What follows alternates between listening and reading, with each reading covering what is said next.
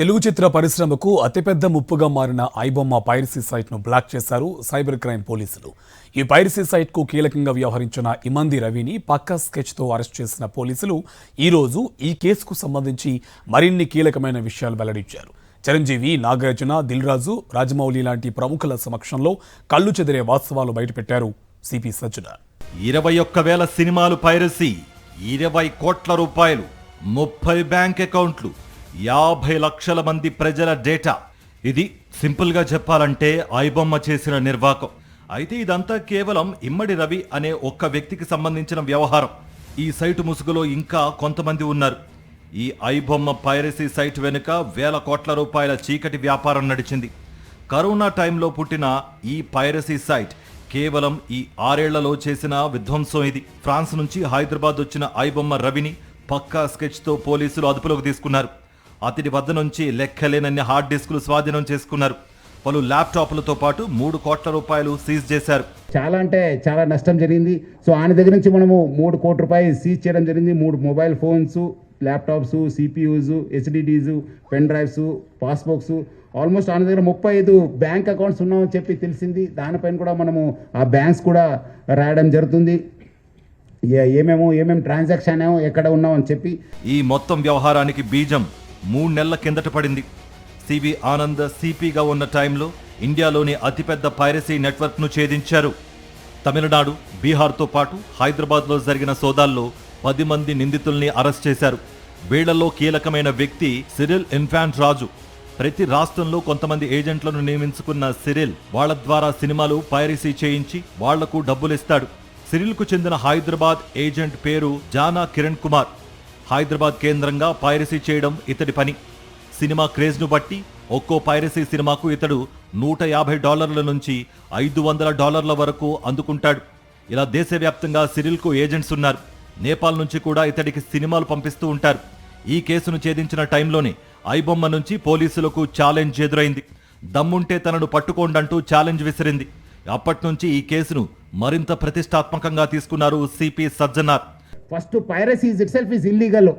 దాని కాకుండా మీకు పర్సనల్ కూడా నష్టం జరుగుతుంది. అది కూడా అర్థం చేసుకోవాలి. మీ పర్సనల్ డేటా కూడా పోవడం జరుగుతుంది. చాలామంది కూడా దీనివల్ల కూడా నష్టం కావడం జరిగింది. సో చాలామంది ఆయన కూడా చాలా పెద్ద స్టేట్మెంట్ ఇచ్చారు. దమ్ము ఉంటే పోలీసు వాళ్ళు పట్టుకోండి అని చెప్పి. ఎక్కడ ఉన్నారు ఇప్పుడు అని ఎమ్మడే రవి? పోలీసులు ఏమంటే దమ్ముంటే పట్టుకోండి, నా దగ్గర 5 కోటి ప్రజల ఒక డాటా ఉంది. ఇప్పుడు మీరందరూ కూడా తెలుసు, పోలీస్ని ఛాలెంజ్ చేసి ప్రభుత్వం ఛాలెంజ్ చేస్తే ఏమవుతుందనేది తెలుసు. ఇప్పుడు ఎక్కడున్నారో మీకు కూడా తెలుసు. సో ఎవరు కూడా ఎంత అనుకోవద్దు. చట్టం law will take its own course of action. ఎక్కడున్నా తెలంగాణ పోలీస్ కావచ్చు, హైదరాబాద్ పోలీస్ ఎక్కడున్నా వాళ్ళని పట్టుకోవడానికి కృషి చేస్తుంది. పట్టుకొని కూడా వస్తాను. మనం అట్లా చెప్పేది కాదు. ఈరోజు ఆయన అంత పెద్ద తోపు మాటలు చెప్పినవాడు. ఈరోజు ఎక్కడున్నారు మీ అందరు కూడా తెలుసు. సో ఎవరు కూడా అలాంటి ఆయన స్టేట్మెంట్ ఉంది, దమ్ముంటే పట్టుకోండి అని చెప్పి చాలాసారి ఆయన చాలా ట్రెండింగ్ కూడా అయింది. అప్పుడు దాదాపు 2 నెలల క్రిందట ఇమ్మడి రవి చేసిన ఓ ట్రాన్సాక్షన్ను పోలీసులు ట్రాక్ అండ్ ట్రేస్ చేశారు. దాని ఆధారంగా నిఘా పెట్టారు. అతడు హైదరాబాద్ వస్తున్నాడని తెలుసుకున్నారు. పక్కాగా వలపన్ని అరెస్ట్ చేశారు. ఆ తర్వాత జరిగిన వ్యవహారం అందరికీ తెలిసిందే. ఇతడు సంపాదించిన 20 కోట్ల రూపాయల మొత్తం పెద్ద అమౌంట్ కావచ్చు, కానీ అంతకు మించి వేల కోట్ల రూపాయల డబ్బును ప్రజలు పోగొట్టుకున్నారని బెట్టింగ్ యాప్స్కు ప్రచారం చేయడం ద్వారా ఐబొమ్మ రవి ఎంతో మంది ఆత్మహత్యలకు కారణమయ్యాడని సజ్జనార్ వెల్లడించారు. ఈ వెబ్సైట్కి వెళ్తే ఒకటే మనం ప్లాట్ఫామ్ పైన అన్ని చూసుకోవచ్చు అని చెప్పి ఒక అడ్వాంటేజ్తోనే ఆయన ఈ has started popularising is this thing.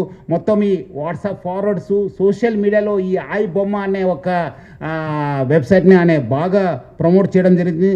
ఇప్పుడు మీరు ఒకసారి ఆయన వెబ్సైట్ని విజిట్ చేసిన తర్వాత ఇమీడియట్లీ ఒక రీడైరెక్ట్ ఒక యాప్ వచ్చింది, ఒక నోటిఫికేషన్ వచ్చింది. That goes to the gaming and betting apps. అక్కడ ఇమీడియట్లీ పబ్లిక్ని అందరు కూడా ఆకర్షించడానికి ఆయన use to promote this betting apps. అదేవిధంగా దానివల్ల కూడా చాలా డబ్బులు సంపాదించారని చెప్పి తెలుస్తుంది. నిజానికి ఐబొమ్మ రవి అరెస్ట్ అయిన వెంటనే చాలా పుకార్లు ప్రచారంలోకి వచ్చాయి.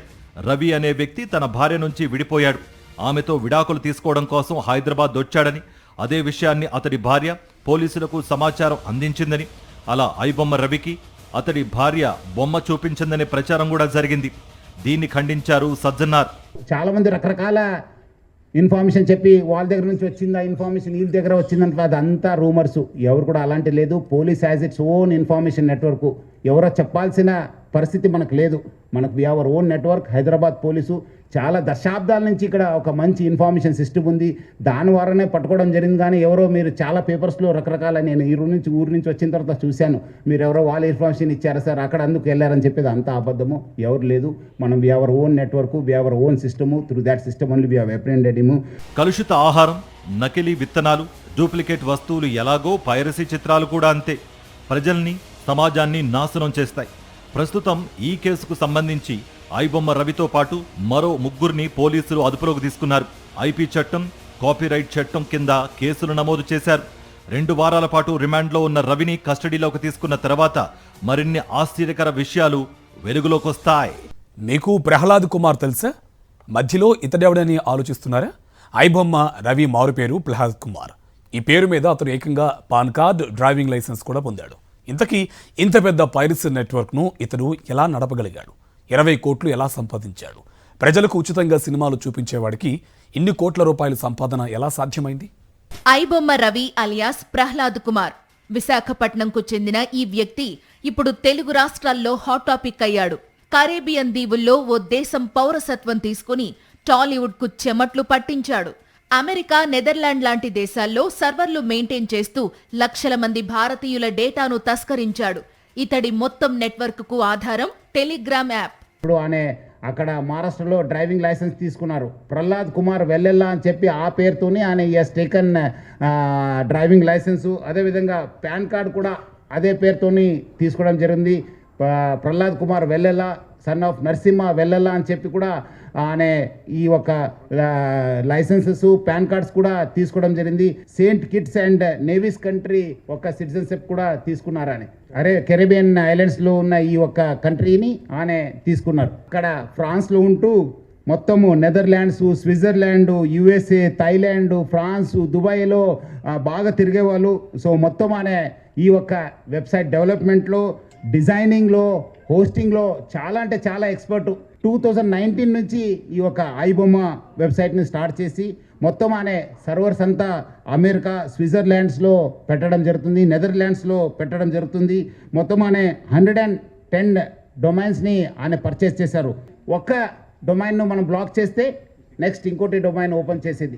సో ప్రతిదాన్ని కూడా ఒక లింక్ పెట్టుకుంటూ ప్రతిదాన్ని కూడా ఒక స్కీమ్ పెట్టుకొని అని ఒక పైరసీ ర్యాకెట్ని చేయడం జరుగుతుంది. అదేవిధంగా మనము ఓటీటీ ఫిలిమ్స్లో ఉన్నది కూడా ఆయన యూస్ టు మంచి క్వాలిటీ చేసేసి ఆయన అప్లోడ్ చేసేవాడు ఆయన ఒక వెబ్సైట్లో. దానివల్ల కూడా బాగా కొత్త టెక్నాలజీ యూస్ చేసుకొని స్క్రీన్ రికార్డింగ్ చేసి దాన్ని కూడా ఎడిట్ చేసి ఈ ఒక మూవీస్ అన్నీ కూడా అప్లోడ్ చేసేవాడు. అదేవిధంగా కొత్త మూవీస్ కూడా సీక్రెట్ కెమెరాస్ పెట్టి టెక్నాలజీ యూజ్ చేసి కొంచెం హై ఎండ్ టెక్నాలజీ యూజ్ చేసి కూడా ఆయన రిలీజ్ చేసేవాళ్ళు. ఇదంతా కూడా ఆయన ఒక టెలిగ్రామ్ ఛానల్ని యూజ్ చేసుకొని ఈ ఒక పైరసీ ర్యాకెట్ని ఆయన రన్ చేయడం జరిగింది. నిజానికి ఓ వ్యక్తి భారత ప్రభుత్వంతో సంబంధం లేకుండా అలా మరో దేశ పౌరసత్వం తీసుకోవడం సాధ్యమేనా? అది చాలా ఈజీ అంటున్నారు సజ్జనార్. ఆర్థిక నేరాలు చేసే చాలా మంది ఇలానే చేస్తుంటారని, రవి కూడా అదే పని చేశాడని అన్నారు. వివిధ దేశాలతో ఇండియాకు సరైన ఒప్పందాలు లేకపోవడం వల్ల ఇలా జరుగుతోందన్నారు. 2 రకాల ఉంటాయి. కొన్నిసారి ఆన్లైన్లోనే తీసుకుంటారు, కొన్నిసారి అక్కడ డబ్బులు ఇచ్చి కొంటున్నారు. ఇప్పుడు చాలా కంట్రీస్ కూడా అట్లా నడుస్తున్నాయి. ఇప్పుడు పెద్ద పెద్ద కంట్రీస్ కూడా ఆ స్కీమ్ ఉంది. ఆ స్కీమ్ ద్వారా తీసుకుంటారని చెప్పి మనం అనుమానిస్తున్నాం. ఒకసారి పోలీస్ కస్టడీలో తీసుకున్న తర్వాత మనము చెప్తాము. ఈ అంతా మీకు తెలుసుంటే చాలా మంది కూడా ఎకనామిక్ ఆఫెండర్స్ కూడా this citizenship has become a easy thing. So చాలా మంది కూడా ఉన్నారు కదా, people who have cheated us and gone outside, they are taking the citizenship and they are staying that. Because some మీకు చెప్పాలంటే కొన్ని చోట్ల మనకు ట్రీటీలు, ఎక్స్ట్రడిషన్ ట్రీటీ కానీ కొంచెము ఆ మ్యూచువల్ ట్రీటీ ఉండదు, కోఆపరేషన్ ట్రీటీ ఉండదు. దాని ఆసరగా తీసుకుని వాళ్ళు అక్కడే ఉండిపోతున్నారు. So that is the basic reason for the taking of సిటిజన్షిప్ అంతే. ఇలా విదేశాల నుంచి ఐబొమ్మను ఆపరేట్ చేసిన రవి ఓ ఆర్థిక లావాదేవీ కోసం హైదరాబాద్ వచ్చి దొరికిపోయాడు. ఐబొమ్మలో కీలకంగా వ్యవహరించిన రవిని పోలీసులు అరెస్టు చేయడంతో టాలీవుడ్ హర్షం వ్యక్తం చేసింది. చిరంజీవి, నాగార్జున, దిల్ రాజు లాంటి ప్రముఖులు ఈ రోజు సజ్జనార్ నిర్వహించిన మీడియా సమావేశానికి హాజరయ్యారు. తెలుగు ఫిలిం ఇండస్ట్రీ తరపున పోలీస్ డిపార్ట్మెంట్కు ధన్యవాదాలు తెలిపారు. మీ ఇంట్లో ఏదో చైన్ పోయినప్పుడు మీ ఇంటిల్లి పాది ఒక షేక్ అవుతారు, గోల్డ్ చైన్ పోతే. అలాగే ఇది మాది, మా వస్తువు ఏదైనా ఇలా దొంగతనంలో మీరు చూసినప్పుడు మాకు ఎలాంటి పెయిన్ ఉంటుందో అని మీరు అర్థం చేసుకోవాలి. ఇలాంటి ఇల్లీగల్ని మీరు ఎంకరేజ్ చేసినప్పుడు ఏదో ఒక రోజు మీ కుటుంబంలో సభ్యులు ఇలా ఇల్లీగల్ దాంట్లో ఇరుక్కొని మీ కుటుంబం కూడా బాధపడే రోజు తప్పకుండా మీరు చూస్తూనే ఉంటారు.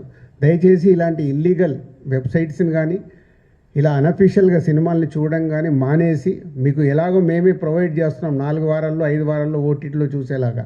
సో గుడ్ క్వాలిటీ మీకు 4 వీక్స్ 5 వీక్స్లో థియేటర్లో చూడని వాళ్ళకి సినిమాలు సిద్ధంగా ఉంటున్నాయి, అక్కడ చూడండి. పైరసీ వల్ల తెలుగు సినీ పరిశ్రమకు జరిగిన నష్టాన్ని చిరంజీవి బయటపెట్టారు. పోలీసులకు థ్యాంక్స్ చెబుతూనే పైరసీని రూపుమాపాల్సిన బాధ్యత అందరిపై ఉందన్నారు. ఈ సంవత్సరం ఆరంభంలో కూడా దిల్ రాజు గారి గేమ్ చేంజర్ దగ్గర నుంచి తండేల్ అనే సినిమా కానీ, ఇలాగా కింగ్డమ్ అనే సినిమా, ఓజీ, ఇలాంటివన్నీ కూడా దీన్ని బారిపడి చాలా పెను నష్టం జరిగింది. పరిశ్రమ ఒక్కటిగా ఉంటూ ఆ రోజు సినిమా తీసాము, రిలీజ్ అయిపోయింది, దాన్ని మన బాధ లేదు అనుకోకుండా ప్రతి ఒక్కళ్ళు కూడా ఇది మన పరిశ్రమ, ఇక్కడ ఎంతో లబ్ధి పొందాము, దీనివల్ల మనం అభివృద్ధిలోకి వచ్చాము, దీన్ని కాపాడవలసిన బాధ్యత మన అందరికీ ఉందని సంఘటితంగా ఒక్కటై పోలీసు వారిని ఆశ్రయించి వాళ్ళ సహకారం తీసుకుంటూ వాళ్ళకి మనం కాంప్లిమెంట్ చేస్తూ ఇలా ఒకళ్ళొకరు సమన్వయపరుచుకుంటే కనుక ఖచ్చితంగా ఇది ఏదో రోజుకి ఇది రూపుమాపడానికి మన ప్రయత్నం మనం చేయొచ్చు. ఐబొమ్మ రవి అరెస్ట్ను సినిమాలో ఛాలెంజింగ్ సీన్తో పోల్చారు రాజమౌళి. సవాల్ విసిరిన విలన్ను హీరో పట్టుకున్నట్టు హైదరాబాద్ పోలీసులు వ్యవహరించారని కొనియాడారు. ప్రపంచంలో ఏది ఉచితంగా రాదని, పైరసీ చేసేవాళ్లు సంఘసేవ చేయడం లేదనే విషయాన్ని ప్రేక్షకులు గుర్తుపెట్టుకోవాలన్నారు. సినిమాలో సూపర్ హిట్ సీన్లా ఉందండి. విలన్ ఛాలెంజ్ చేస్తే హీరోలు వితిన్ 2 months తీసుకెళ్ళి కట్కటాల వెనకాల వేయడం అన్నది భస్మాసుర హస్తం లాగా తన మీద తనే చేయబెట్టుకున్నాడు. Don't mess up with police, be careful, ఏం మాట్లాడతారు ఏం చేస్తారు అన్నది చాలా గట్టిగా చెప్పారు సజ్జనార్ గారు and entire police department. Thank you very much sir. సినిమాలు ఏముంది, ఫ్రీగా చూస్తున్నాం కదా, అంతే కదా, దీంట్లో పెద్దది ఏముంది అనుకుంటున్నారు. బట్ ఆ పైరసీ సినిమాలు చేసే వాళ్ళు ఏమీ సంఘసేవ చేయట్లేదండి. వాళ్ళు ఫ్రీగా ఏం చేయట్లేదు, మేమేమో వాళ్ళకి డబ్బులు ఇవ్వట్లేదు. సో డబ్బు ఎవరు ఇస్తున్నారు వాళ్ళకి? అదంతా రన్ చేయడానికి మీరే ఇస్తున్నారు. మీ పర్సనల్ డేటా అమ్మడం ద్వారా ఇస్తున్నారు. సమావేశంలో నాగార్జున, సురేష్ బాబు, దామోదర ప్రసాద్ కూడా మాట్లాడారు. పైరసీలో ఉచితంగా సినిమాలు చూపించడం అనేది పెద్ద ట్రాప్ అని, దీని వెనుక చాలా పెద్ద మాఫియా ఉందని నాగార్జున వెల్లడించారు. పైరసీపై పరిశ్రమ యుద్ధం చేస్తుందని, కానీ అంతిమంగా ఎక్కువగా నష్టపోయేది ప్రజలే అనే విషయాన్ని గుర్తుపెట్టుకోవాలని సురేష్ బాబు అన్నారు. కేవలం ఒక 20 కోట్ల కోసం కాదు ఇతను చేసేది, వీళ్ళు చేసేది. దీని వెనకాల చాలా పెద్ద international racket is there and international fraud is there. 50 lakh subscribers అన్నారు సజ్జనార్ గారు. సో వాళ్ళ personal data is completely exposed. Do we understand మన డేటా పోతే ఏం పోతుంది అనేది మనకు అర్థం అవుతుందా, అర్థం కాదా? What happens if I lose data? నా ఐడెంటిటీ చేస్తే ఏమవుతుంది? వాడు ఏం చేయగలడు దాంతో? He can open a new credit card on my name, he can open bank accounts, he can open తన మెడికల్ మన పేరు మీద మన మెడికల్ ఇన్సూరెన్స్ ఇస్తాడు, మెడికల్ ట్రీట్మెంట్ తీసుకోగలడు. వాడు government benefits he can apply for that, he can get a job using your name. All these things will lead to lot of financial problems for us అండి. మీ credit scores తగ్గిపోతాయి. కేవలం కొన్ని అరెస్టులతో పైరసీని అరికట్టడం సాధ్యం కాదని, ఈ ప్రక్రియ నిరంతరం కొనసాగాలని చిరంజీవి, నాగార్జున, దిల్ రాజు ఆకాంక్షించారు. పోలీసులకు తమ నుంచి పూర్తి సహకారం ఉంటుందని, ఫిలిం ఛాంబర్లో కూడా పైరసీకి వ్యతిరేకంగా ఓ సెల్ను ఏర్పాటు చేశామని తెలిపారు. మన పక్కనే ఉంటాడు, మనతో నవ్వుతూ మాట్లాడతాడు, చూడ్డానికి మంచోడ్లా కనిపిస్తాడు. కానీ అతడు చేసిన పనులు తెలిసిన తర్వాత, పోలీసులు పట్టుకున్న తర్వాత ఆశ్చర్యపోతూ ఉంటాం. ఐబొమ్మ రవి అలియాస్ ఇమంది రవి అలానే కనిపించాడు. అతిపెద్ద పైరసీ నెట్వర్క్ను రవి నడిపించాడని తెలిసి అతడి సన్నిహితులు, బంధువులు ఆశ్చర్యపోతున్నారు. ఇంతకీ రవి ఎక్కడివాడు? అతడు ఏం చదువుకున్నాడు? ఈ స్థాయి నెట్వర్క్ను ఎలా సంపాదించగలిగాడు? అతడి బ్యాక్గ్రౌండ్ ఏంటి? ఐబొమ్మ రవి అలియాస్ ఇమంది రవి. ఇతడిది విశాఖపట్నం. నగరంలోని పెద్ద గదిలి ప్రాంతంలో ఇతడు ఉండేవాడు. పుట్టింది, పెరిగింది, చదువుకున్నది ఇక్కడే. రవి తండ్రి పేరు అప్పారావు. బిఎస్ఎన్ఎల్లో ఉద్యోగం చేసి పదవీ విరమణ పొందారు. కొడుకును డిగ్రీ వరకు చదివించారు. డిగ్రీ చేసిన రవి తన బావ సహకారంతో విదేశాలకు వెళ్లాడు.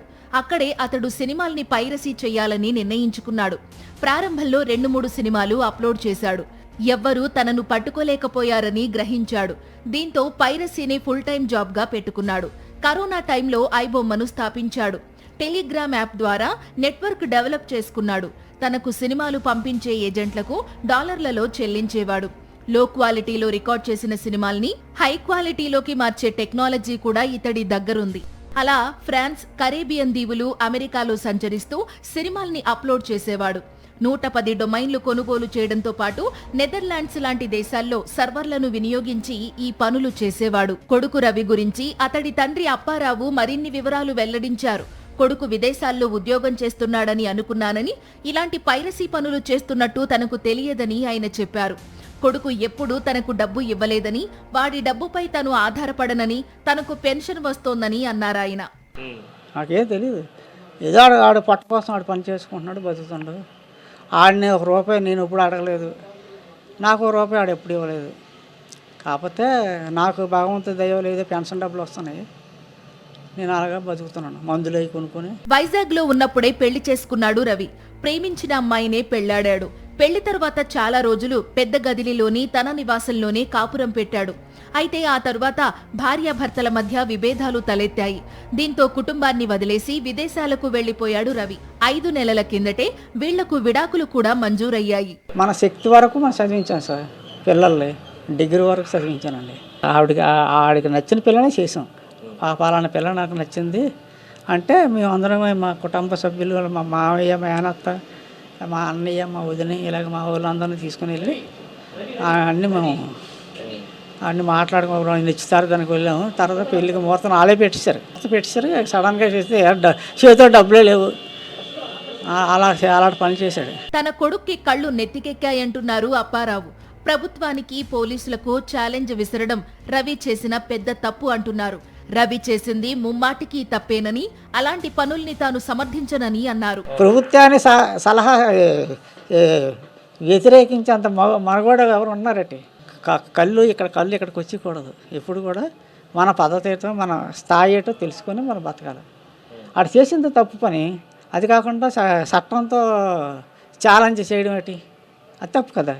తప్పు చేసిందే తప్పు.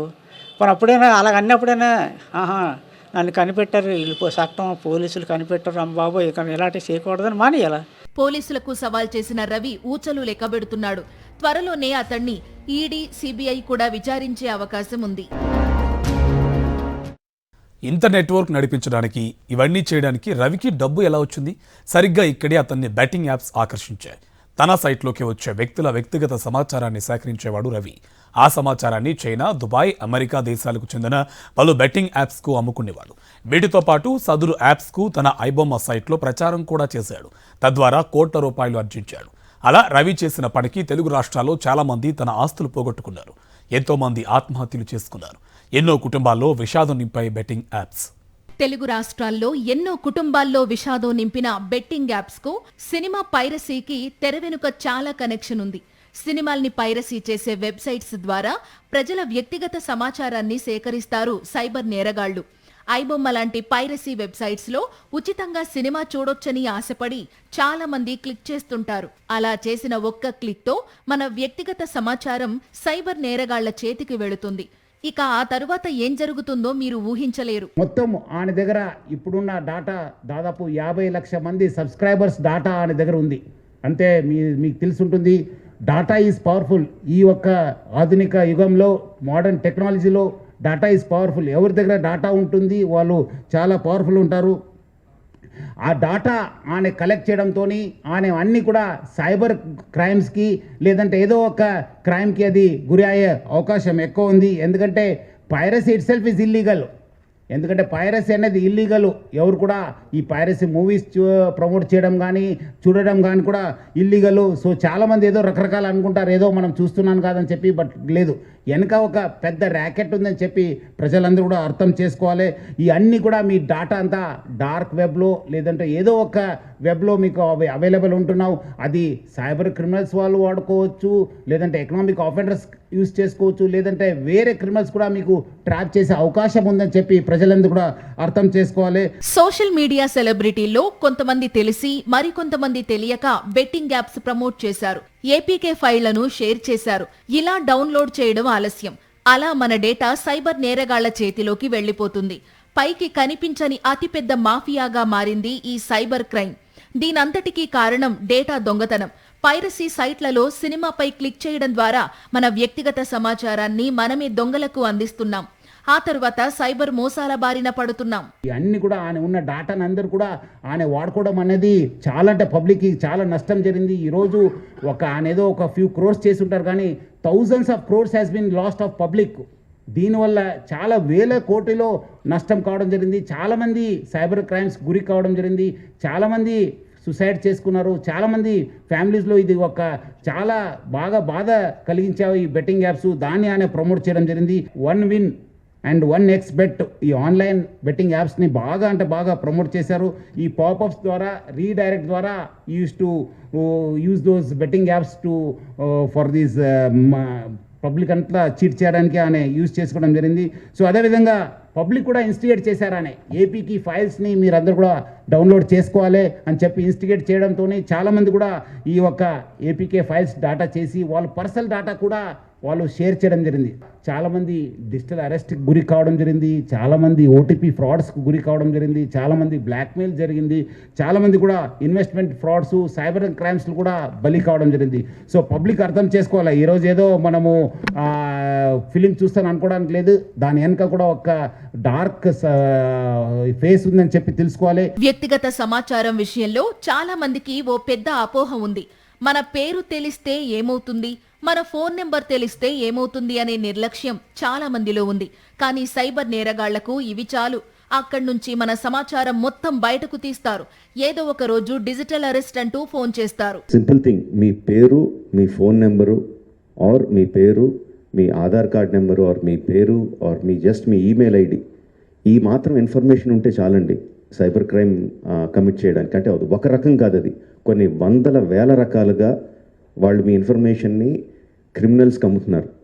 మీ దగ్గర నుంచి మీరు తీసుకోవడానికి జస్ట్ మీ పేరు, ఫోన్ నెంబర్ ఎంటర్ చేస్తే సరిపోద్ది అనుకుంటున్నారు. బట్ ఆ ఇన్ఫర్మేషన్ని వాళ్ళు క్రిమినల్స్కి అమ్ముతున్నారు. ఆ క్రిమినల్స్ చేసే సైబర్ క్రైమ్స్ దాని మూలంగా ఎఫెక్ట్ అయినవి ఎన్నోసార్లు ఎన్నో రకాలుగా వీడియోస్లో చూపిస్తున్నాం. జస్ట్ డబ్బులు పోవడం కాదు, ప్రాణాలు పోయే వరకు వెళ్తుంది. సామాన్య ప్రజలే కాదు, సెలబ్రిటీలు కూడా ప్రస్తుతం సైబర్ మోసాల బారిన పడుతున్నారు.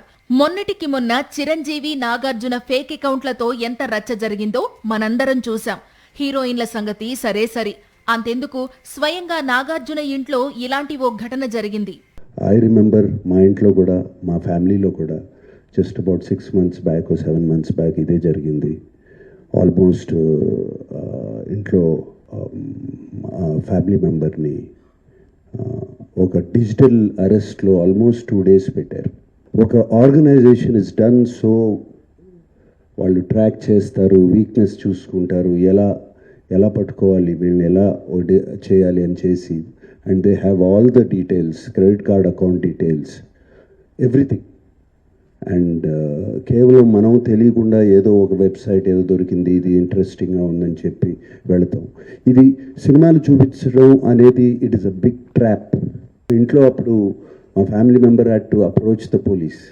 నాకు ఇలా జరుగుతుంది అంటే ఇమీడియట్గా when police came on line వచ్చినగానే వాళ్ళు 1 సెకండ్లో మాయమైపోయారు. వాళ్ళని ట్రేస్ చేయడం కూడా కుదరలేదు. తర్వాత సినిమా పైరసీకి గురైతే నిర్మాతకే నష్టమని చాలా మంది అనుకుంటారు. కానీ ఆ పైరసీ తెర వెనుక బెట్టింగ్ భూతంగా మారుతుంది. ప్రత్యక్షంగా నిర్మాతను నష్టపరిచే పైరసీ పరోక్షంగా బెట్టింగ్ భూతం రూపంలో వేల కుటుంబాల్ని ముంచేస్తోంది. సురేష్ బాబు చెప్పినట్టు ఈ విషయంలో ఎవరికి వారు బాధ్యతాయుతంగా వ్యవహరించాలి. అండర్స్టాండ్ మన డేటా పోతే ఏం పోతుంది అనేది మనకు అర్థం అవుతుందా, అర్థం కాదా? What happens if I lose data? నా ఐడెంటిటీ చేస్తే ఏమవుతుంది? వాడు ఏం చేయగలడు దాంతో? He can open a new credit cards on my name, he can open bank accounts, he can open తన మెడికల్ మన పేరు మీద మన మెడికల్ ఇన్సూరెన్సెస్తో మెడికల్ ట్రీట్మెంట్ తీసుకోగలడు. వాడు government benefits he can apply for that, he can get a job using your name. All these things will lead to lot of financial problems for us. మీ credit scores తగ్గిపోతాయి.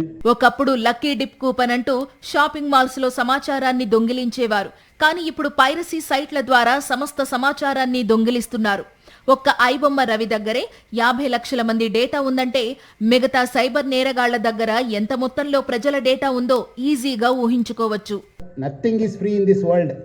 మీరందరూ కూడా please carry this message. For everything there is an hidden cost. So మీరందరూ కూడా మనం ఏదో free వస్తాం. అంతకుముందు మీకు ఈ మాల్స్ గిల్స్కి వెళ్తే మనకు కూపన్ ఇచ్చేవాళ్ళు. మీరు అక్కడ వస్తే మీకు గిఫ్ట్ ఇస్తాను, ప్లాట్కి ఇస్తానని చెప్పి బాక్స్ ఇచ్చేవాడు. ఎంత? 100 రూపీస్కి. బట్ మీ డాటా పోయింది ఆ రోజు.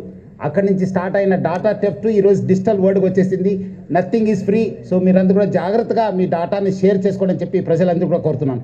సిగరెట్, మద్యం అందుబాటులోనే ఉంటాయి. తాగాలా వద్దా అనేది మన విచక్షణపై ఆధారపడి ఉంటుంది. పైరసీ సైట్లు కూడా అంతే.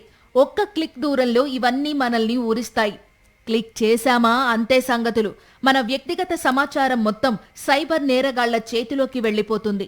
ఏదో ఒకరోజు మనం కూడా సైబర్ మోసాల బాధితులుగా మారతాం. సో క్లిక్ చెయ్యాలా వద్దా అనేది మీ విచక్షణకే వదిలేస్తున్నాం. తస్మాత్ జాగ్రత్త. ఇవి స్పెషల్ ఎడిషన్ డీటెయిల్స్. చూస్తూనే ఉండండి సాక్షి.